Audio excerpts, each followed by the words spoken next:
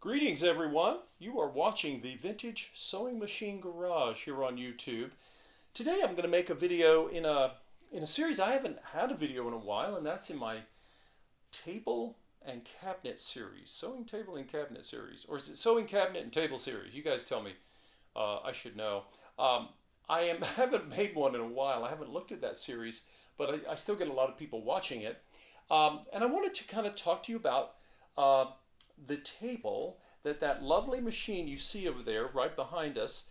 That is the backside of my Singer 201-3 with the Centennial badge, and almost getting ready to head toward the debut of that. But I wanted to show you the table. Now the table it came in, well, as is true with many sewing machine tables and cabinets, it wasn't always treated lovely. Um, I think the original owner probably took amazing care of it, and then it ended up in the hands of, probably a younger generation who said, well, people get busy, and they didn't, I don't think they fully appreciated how costly these tables were and how magnificent they are.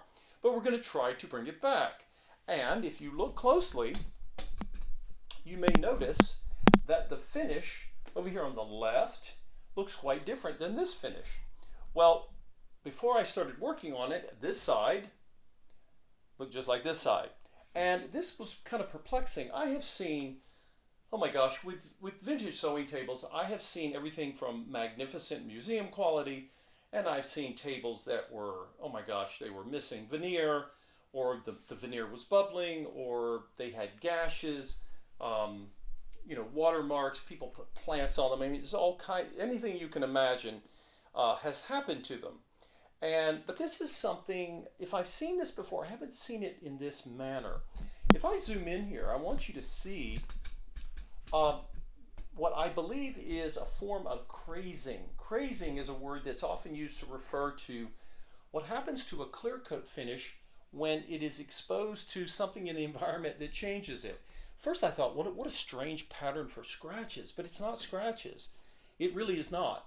I don't know if it was moisture or heat or cold or what, but the original clear finish, it's my understanding that when Singer was putting a clear coat on their lovely black sewing machines with all the decals, they used something similar to shellac, and then lacquer. At some point, nitrocellulose lacquer was used as a clear finish on the actual tables. Now, shellac and lacquer, they have a different source, but they behave similarly in terms of coatings, meaning they can look gorgeous and they have this rich depth, but they need care. You can't be as rough with one of these finishes as you can with something like a modern polyurethane, which has a plastic look. So, what did I do? I went back. Well, the first thing I did, I should back up. I went and tried. I thought, okay, maybe I can just get this finish to just sort of melt back into place. And I tried some 99% isopropyl alcohol, and it didn't do anything. It would soften it and kind of move it, and then it would dry, and it'd come back looking like this. I'm like, okay, well, what else could I do?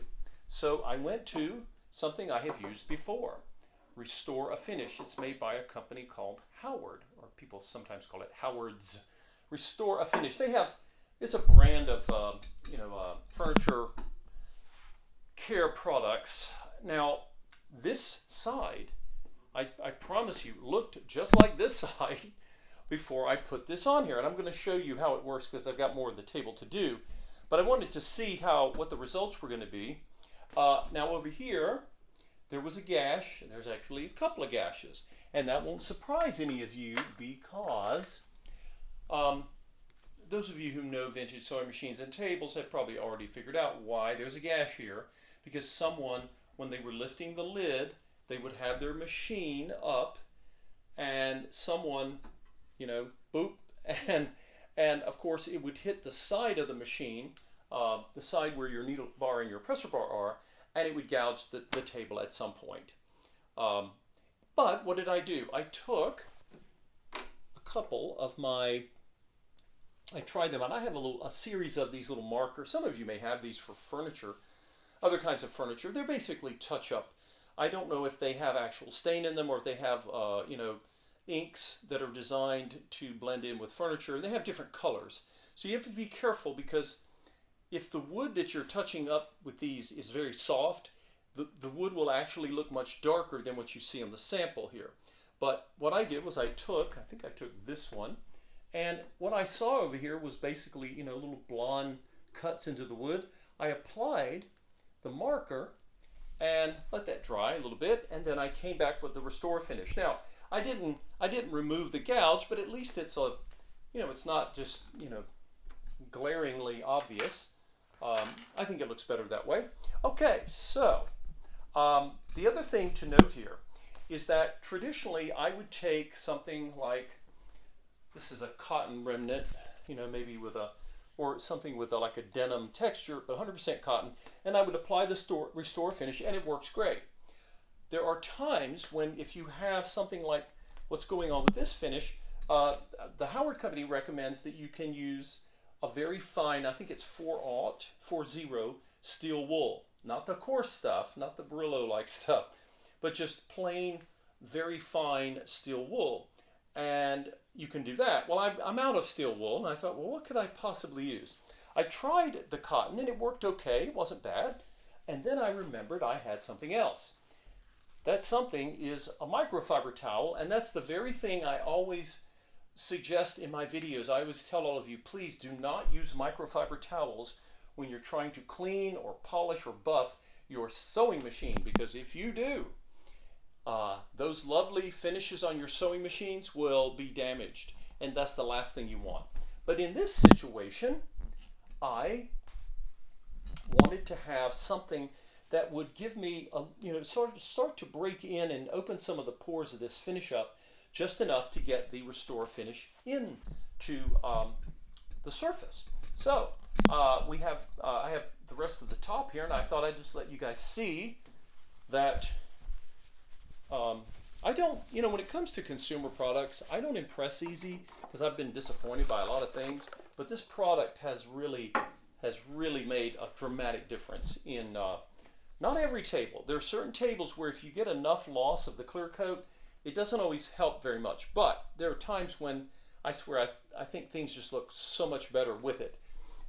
So I'm over here, I'm coming over to the edge, there's some clear coat loss there, and you may see a little, if the clear coat has flaked away, you might have some splotchy areas that you really, you know, you could try going back with the markers, but you may not be able to get it back to the factory look, but you do the best you can. And something, I think, is better than nothing. And you can see already. Now you might think, well, okay, yeah, but the wood's just wet with this product. Keep in mind, and this is the other thing, and they tell you this at Howard's. I once had a table that I thought, oh, I'll just leave this on overnight. That was a bad idea, because what it did, it allowed the Restore Finish liquid got underneath the clear coat, and that was not good. It really looked bad. It worked a little too good, because it is a mild solvent, but it will impact the finish. So what am I doing? I come back. This is an old flannel pillowcase. It's 100% cotton, and I'm just coming across, and what I'm trying to accomplish is to make sure I'm basically mopping up any excess. Okay, there's going to be some on there, but you want to do, wipe it with some clean cotton, and that will basically, if you do that and then let it dry, I have to go back and see what the drying time is. I don't know if it's 12 hours or 24 hours, and then I'd come back with their Feed and Wax product. But this is the product that I believe makes a huge difference. So let's come in here. I'll show you, we've got this little panel, and I'll come around it and we'll look at the difference. I really want you guys to see this.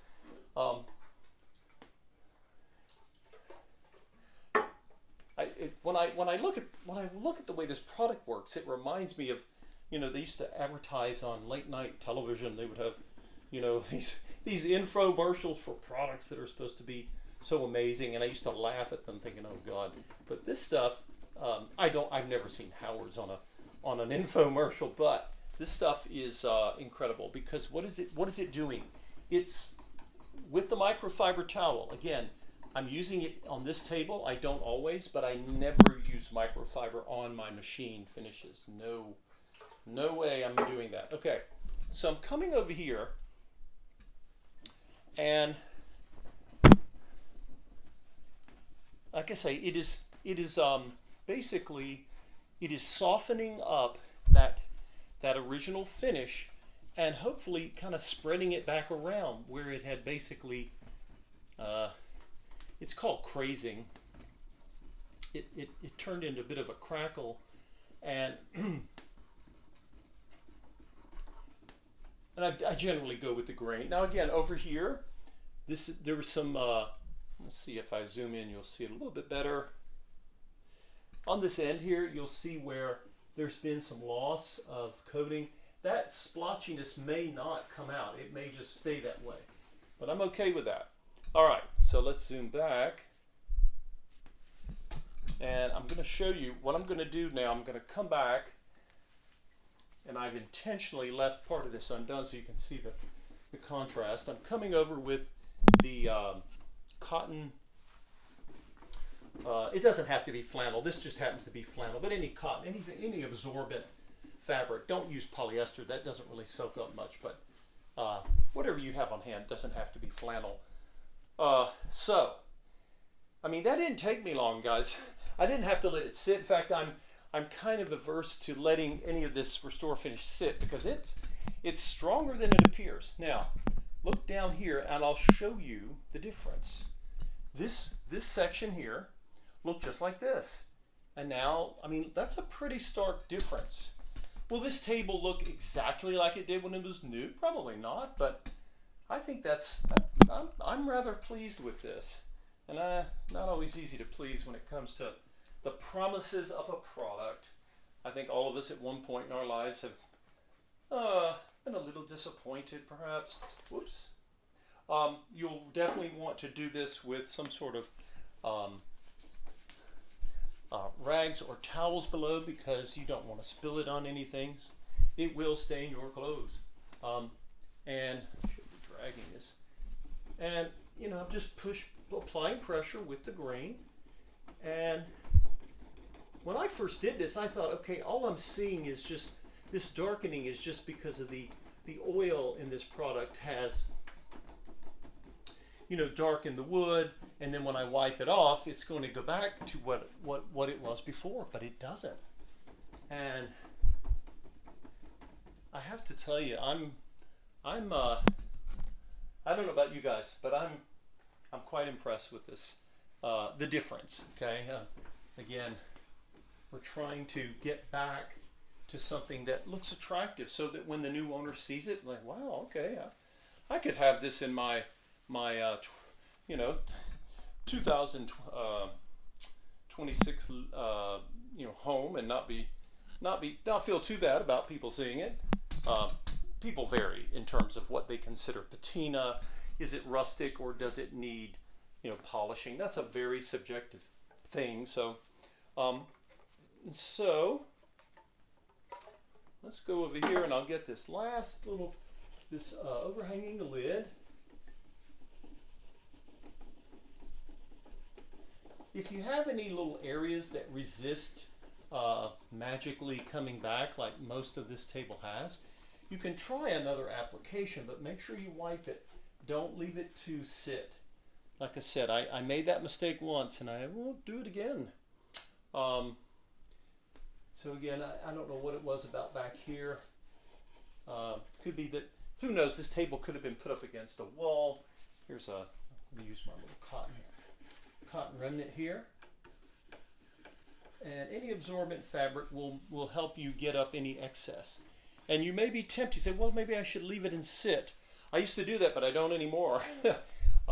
Again, if this was being more stubborn, you might, but you've got to be careful and don't leave it to sit on there too long. So this has come back. I've got a little bit of the crazing here, a little bit here, but not horrible considering. Might try and hit it one more time.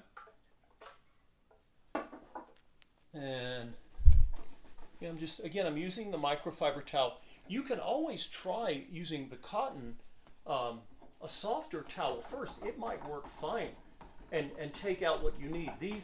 Sometimes the imperfections just vanish just applying it with anything. But in this case, I really want to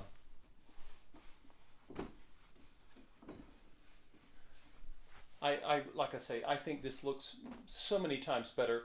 Not original, and again, what are we doing here? We're conserving. We're not going to. I'm not going to refinish this table. I'm not a refinisher. It's not something I choose to do. Some of you may. You may be actually quite good at it, but it's. I prefer the conserving versus the refinishing because. I have to think about, okay, where's one's time best spent? So, all right.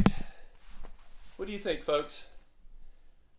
I mean, that took, 15, almost 16 minutes in one of my shorter videos. I'm very pleased with this. Now, if you're doing one like this, you want to let the leaves of this table, the top, let them stay open so it can air out. You want this to dry. Okay, I'm only closing it briefly here. I just want to show you, and that's what the top looks like. What do you guys think? I know I'm going to put Restore Finish on it. I'll do that in another video, but I wanted you to see what things look like. Lovely book matched. I think I'm looking at walnut here, but in any case, we're going to bring the table back to a respectable look. And we'll do that just in time to get that Singer 201 Centennial back into its little table where it has sat since somewhere around 1951, 52. And then hopefully find a new owner. Uh-oh, see another gouge here, guys.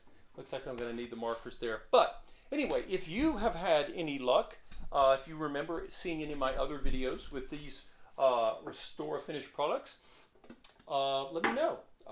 They are not perfect. They will not rescue every finish. And if the finish is painted or it has any modern varnish on it, it's probably not going to help you very much. But for these older units, I mean, I think it makes an incredible difference. And then once you've done it and you wipe it off, you let it dry, then you can just keep it, waxed like traditional furniture requires. And so we will see. So let's let this air out. And tomorrow we'll come back.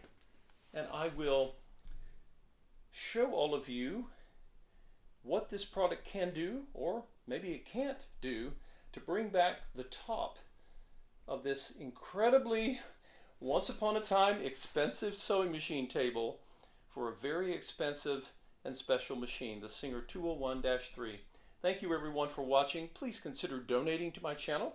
You can click on the Buy Me a Coffee link here on the video or even on the home page and donate and help my efforts to save more of these machines and these tables and get them in the hands of people who will use them and pass them down for generations to come. Thank you all for watching. We'll see you next time.